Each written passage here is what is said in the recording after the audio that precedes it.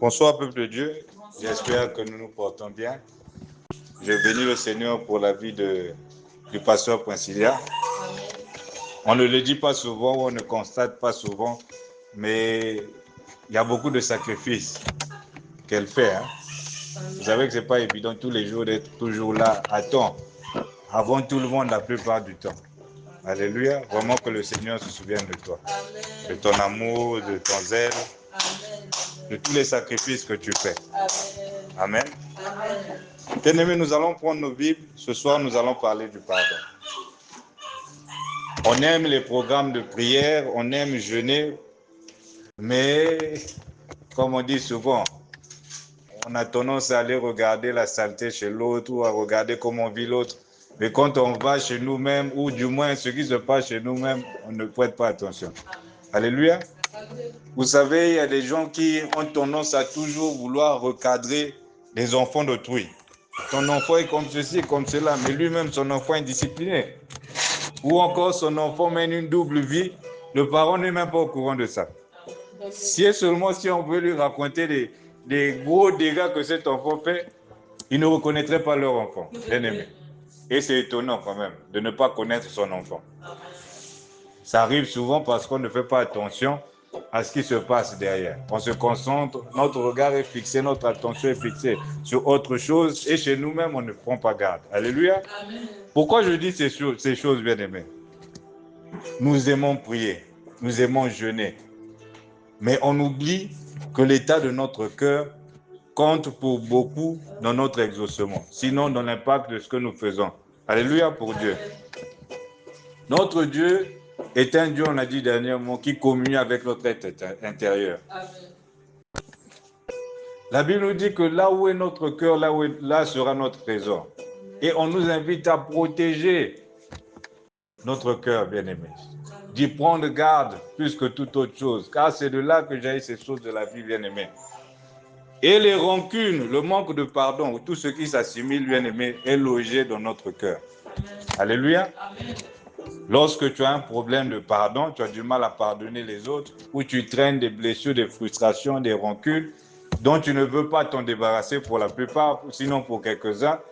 Pour d'autres, ils ont du mal, ils veulent bien, mais ils sont dans le processus. Ceux-là, je les encourage. Alléluia. Amen. En réalité, nous avons un cœur malade. Et un tel cœur ne peut pas communier efficacement avec Dieu. Alléluia. Amen. Je vais donner l'exemple d'une plaie. Vous savez que lorsqu'on est blessé et que la plaie s'infecte, il faut d'abord traiter l'infection avant de faire quoi que ce soit d'autre. Alléluia. C'est pourquoi généralement les plaies doivent être nettoyées. Avant de parler du pansement, tu viens de te blesser, on va d'abord nettoyer la plaie, on va la désinfecter, ensuite on va mettre le pansement. Alléluia. On ne peut pas penser ou placer le pansement directement.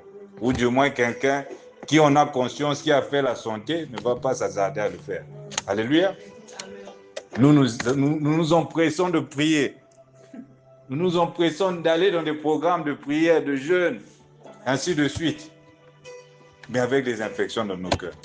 Avec beaucoup de choses qui sont là, qui ne peuvent pas nous permettre de vivre ou de bénéficier efficacement de ce pourquoi nous luttons, nous nous sacrifions.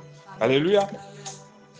Nous allons prendre nos Bibles, bien-aimés. Est-ce qu'on peut aller dans l'Évangile de Luc, l'Évangile selon Luc, le chapitre 23, les versets 33 à 34. Amen. Lorsqu'ils furent arrivés au lieu appelé Crâne, ils le crucifièrent là, ainsi que les deux malfaiteurs, l'un à droite, l'autre à gauche. Jésus dit, Père, pardonne-leur car ils ne savent pas ce qu'ils font. Ils se partagèrent ses vêtements en tirant au sort. Amen. Amen.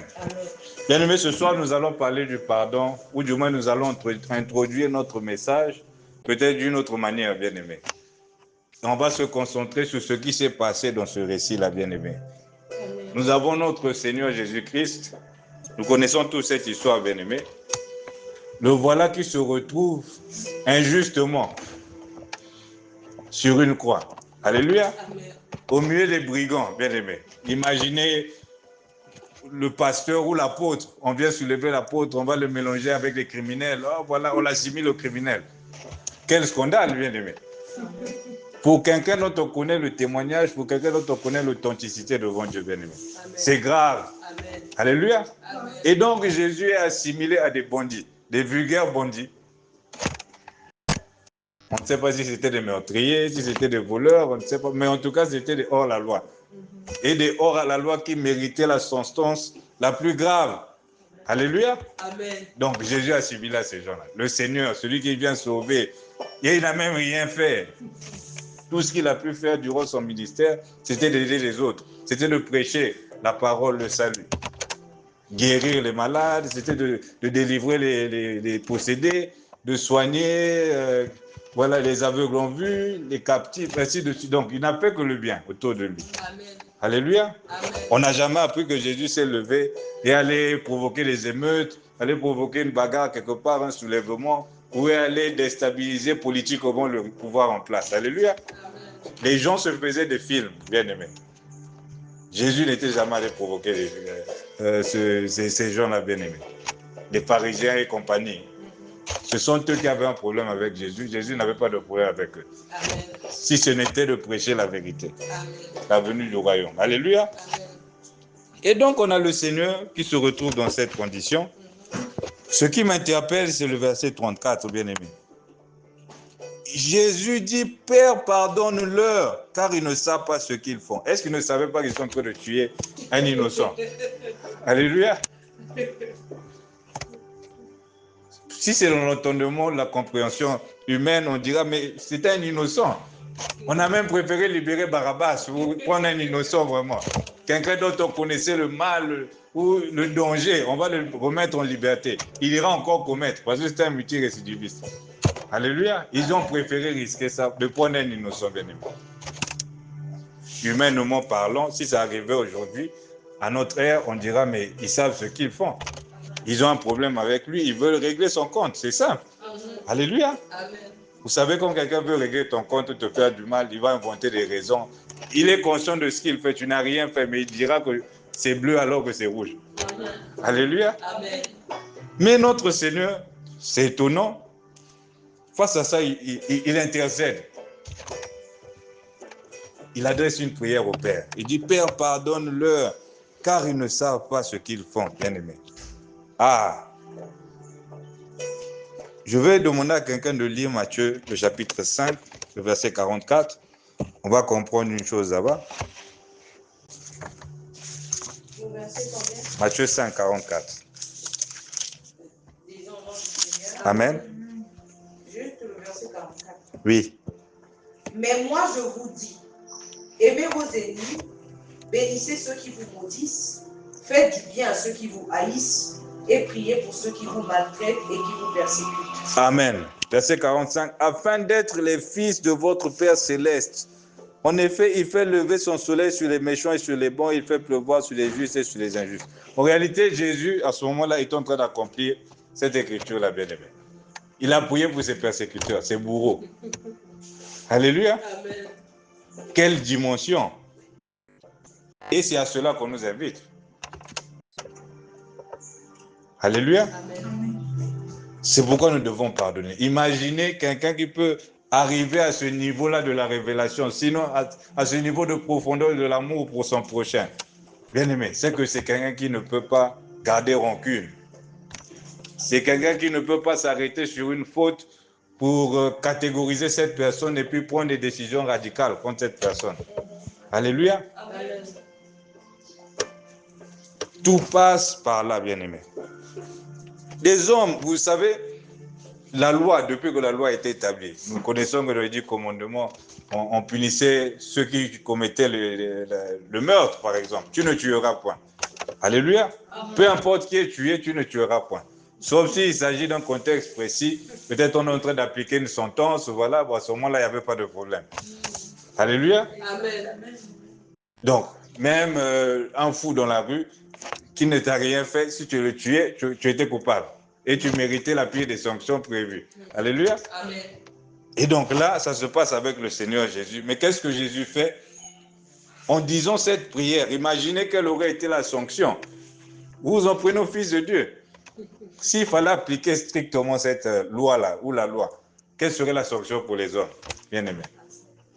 Alléluia. Amen. Mais il a intercédé Jésus afin que la sanction soit retirée. Il y a eu une suspension, il y a eu une mesure de grâce. Tu as commis, c'est vrai, tu es coupable, mais j'ai la capacité de te faire grâce. Je ferme les yeux. Alléluia. Amen. Je passe dessus. Le châtiment, tu le mérites, c'est vrai, mais ça, par amour pour toi, on écarte ce châtiment-là, on te l'épargne.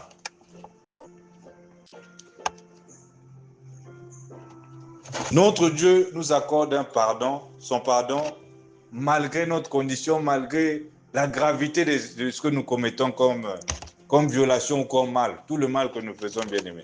Vous savez, il y a des choses que nous cachons souvent. Si c'était révélé au grand public, bien-aimés, ça allait créer des scandales, les églises allaient se vider, ainsi de suite. Amen. Alléluia. Amen. Mais notre Dieu qui sait tout, il ferme les yeux sur cela, il nous pardonne, il nous invite encore dans son amour à embrasser cet amour et à prendre conscience. Tous les jours, c'est comme on dit, des nouvelles chances, une nouvelle opportunité. Au lieu de présenter la chicotte, il nous présente l'amour. Vous savez, il y a plusieurs façons d'éduquer les enfants. Hein. Il y a des parents qui éduquent en mettant en avant l'amour. Voilà. Et il y a des enfants qui vont changer, justement en ayant conscience de cet amour-là. Mais il y a des gens qui sont là avec la chicotte, c'est tapé, hein, sans scrupule. Et notre Dieu, dans sa position en tant que Dieu de grâce et dans son immense amour et sa miséricorde, il nous présente l'amour. Ce soir, j'aimerais qu'on change un peu notre façon de penser par rapport aux autres, bien-aimés. Le pasteur Princilia et tous les prédicateurs ici nous invitent souvent à être tolérants vis-à-vis des autres. Être tolérant, parce que c'est cette tolérance-là qui non seulement va préserver notre cœur de certaines blessures qui, au lieu d'avoir tel effet dévastateur sur nous, mais le fait que nous soyons tolérants va nous emmener à percevoir les choses autrement et ça limite parfois la casse. Alléluia. Et ça nous aide à pardonner un peu plus facilement. Bien-aimés. Il y a des gens qui commettent des choses contre nous simplement par ignorance. C'est peut-être la personne n'a pas été éduquée comme toi tu as été éduqué. Elle va passer, elle ne te dira pas bonjour, mais pour elle, elle n'a rien fait de mal. Mais toi, tu vas considérer que cette personne a un problème avec toi. Et ce qui était un petit malentendu deviendra un gros souci. Parfois, tu ne vas plus décider ou tu vas décider de ne plus adresser la parole à cette personne alors qu'on parle d'un petit souci, d'un petit problème qui n'en était pas un réellement, bien-aimé. Nous manquons souvent de tolérance. On n'essaie pas de se mettre à la place des autres. J'invite quelqu'un à partir de ce soir, lorsqu'il constate quelque chose qui n'est pas bien, à aller vers la personne bien-aimée. Ou si tu ne veux pas aller vers la personne, rapproche-toi de quelqu'un que tu penses apte ou mature pour pouvoir vous accompagner. Parce que c'est mieux de communiquer bien-aimé. Ça, on ne le dit pas souvent. Amen. Alléluia. Amen. Parce qu'en communiquant, on va réaliser que parfois, il n'y avait rien en réalité. Alléluia. Amen. Le pardon, bien-aimé, le pardon. L'Église en a besoin. Ça tue, le manque de pardon tue le feu dans l'Église. Et ça nous entraîne dans l'hypocrisie, bien-aimé. Nous serons là, mais il y en a qui vont se souvenir de ce qui s'était passé il y a 5-10 ans. Il y a une année, il y a un mois. On est là, on se sourit, on se parle, on se fréquente, mais en réalité, on traîne des choses dans notre cœur. Et Dieu qui voit tout ça, et même le diable que nous combattons ici, quand il voit tout ça, il se moque de nous. Il nous laisse faire notre bruit, mais en réalité, il est tranquille, il croise les bras, il s'amuse. C'est comme s'il suivait un sketch à la télé. Alléluia. Il est en train de suivre un sketch à la télé. Et nous devenons les acteurs du sketch de l'ennemi. Alléluia. Amen. Notre Dieu accorde son pardon à tous ceux qui reçoivent par la foi le message de Christ. Et en retour, nous devons pardonner aux autres.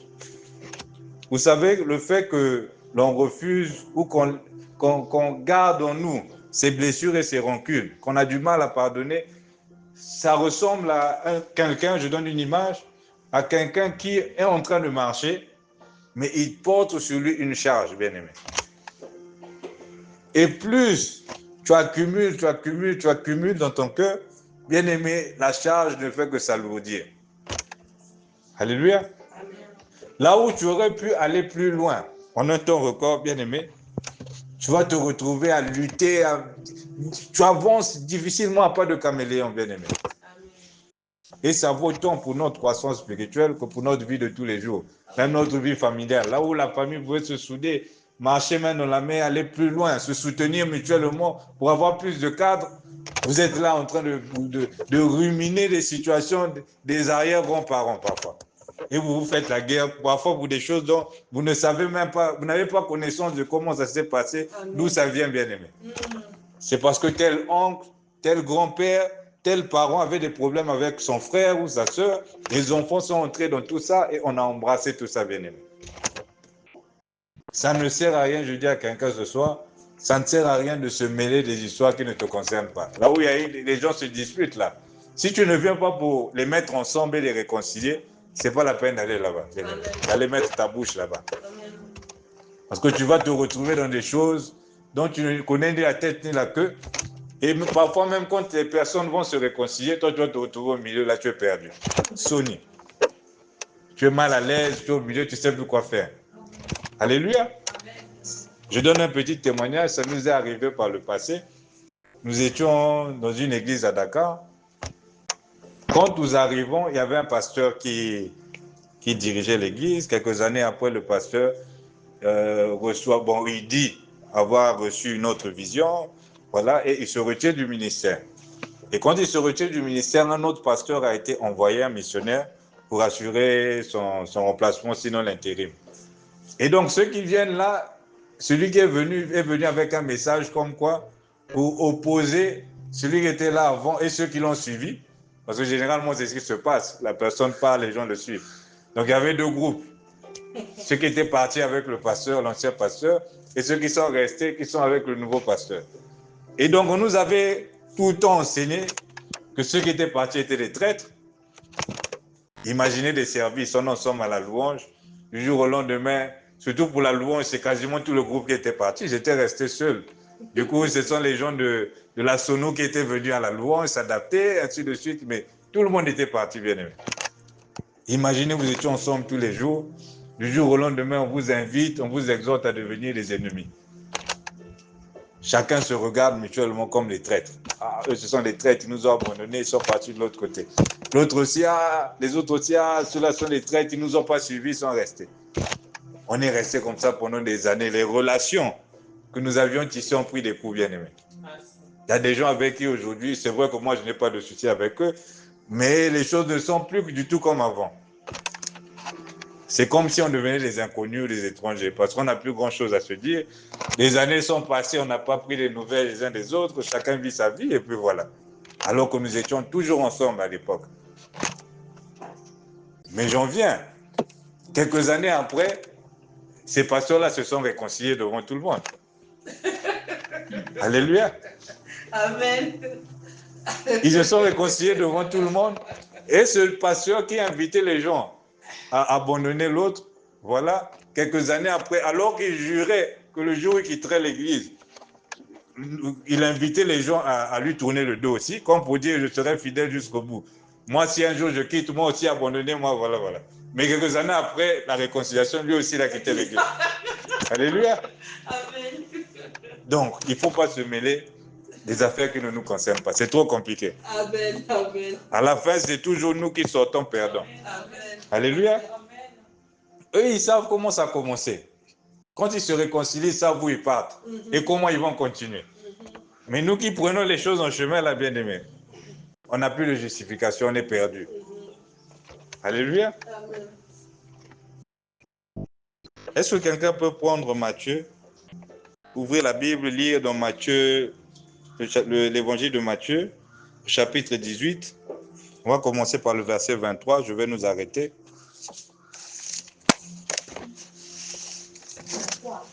Matthieu 18. C'est pourquoi le royaume des cieux est semblable à un homme qui voulut faire rendre compte à ses serviteurs. Quand il se mit à compter, on lui en emmena un qui devait 10 000 talents.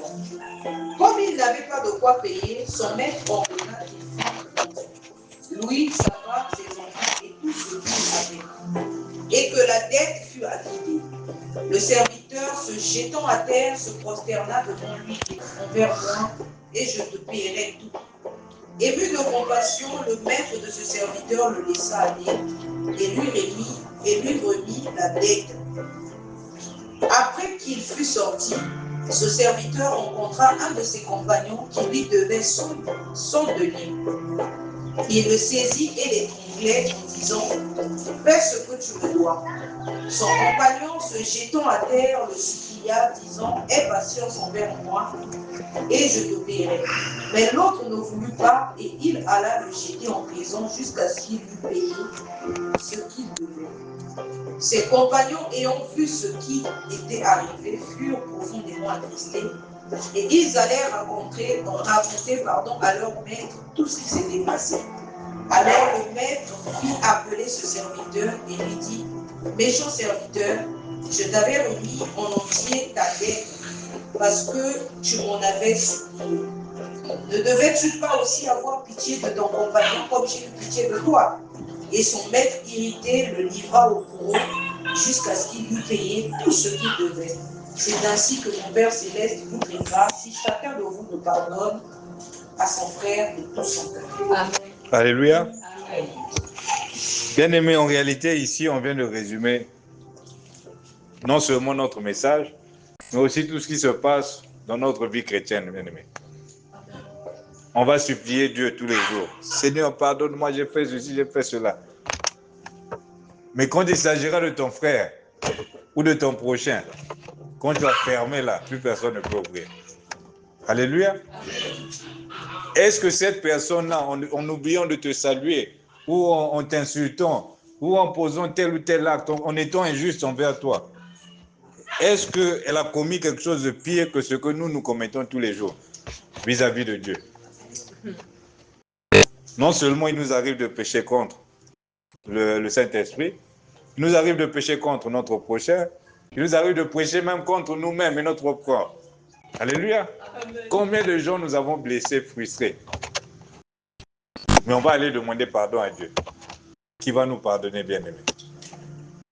On commet des actions ou des fautes plus lourdes, plus graves, mais quand il s'agit des autres, là, on est toujours là, prêt à sanctionner le plus sévèrement possible, bien-aimés. Prêt à en demander plus. Alléluia. Amen. Même si tu as raison, tu dis que tu as raison. Mais est-ce que le fait que tu aies raison justifie que tu gardes rancune dans ton cœur, bien-aimé? Est-ce qu'on nous demandons pardon à Dieu, Dieu n'a pas raison? Justement de nous reprocher ce que nous faisons de mal. Il a raison. Amen. Mais il nous accorde dans son amour son pardon, bien-aimé. Alléluia. Amen. Ici, on nous montre l'histoire d'un homme. Cet homme-là qui allait supplier. Quand c'était son problème, là, son cas, il allait supplier, pitié, maître, pitié. On a eu pitié de lui. Mais dès qu'il sort de là, c'est à son tour de démontrer que c'est lui l'homme fort. Il doit payer. J'ai raison de faire ce que je fais. Alléluia. Amen. Nous devons être des personnes équitables, bien-aimés. À un moment donné, il faut avoir du recul dans la vie. Amen. À un moment donné, nous devons prendre du recul sur les événements, sur les situations, bien-aimés. C'est vrai, ce qu'on t'a fait mal, mais prendre du recul. Est-ce que toi, tu n'as pas déjà fait la même chose, sinon pire aux autres? Est-ce que cette personne-là avait gardé donc contre toi? Ce que nous vivons au quotidien doit aussi nous enseigner, bien-aimés. Là où tu as fait du tort à quelqu'un, pas seulement à Dieu, mais tu as fait du tort à quelqu'un, on t'a pardonné. Ça veut dire que toi aussi, tu as la capacité de pardonner les autres. D'autant plus que la Bible nous invite à le faire. Amen. Alléluia. Amen. Imaginez tout le tort que nous avons fait à nos parents. Depuis qu'on nous éduque, qu'on a grandi, bien-aimés. Même dans des petites choses. Combien de fois nous avons contrarié nos parents, bien-aimés? Ils n'en demeurent pas moins qu'ils ne nous ont pas tourné le dos. Alléluia. Toutes ces choses-là doivent nous éduquer, bien-aimés. Et on voit comment cet homme finit. Là où il avait pourtant bénéficié de la clémence, à cause du fait qu'il se soit comporté comme il a fait, bien-aimé, lorsque cette autorité-là l'a pris, il était obligé d'être le plus sévère possible contre lui. Ici, il dit, alors le maître fit appeler ce serviteur et lui dit, méchant serviteur, on l'a qualifié. Je t'avais remis en entier ta dette parce que tu m'en avais supplié. Et lui, il devait plus. C'était peut-être x10, je crois, de la dette. Le montant x10. Amen. Ne devais-tu pas toi aussi avoir pitié de ton compagnon comme j'ai eu pitié de toi?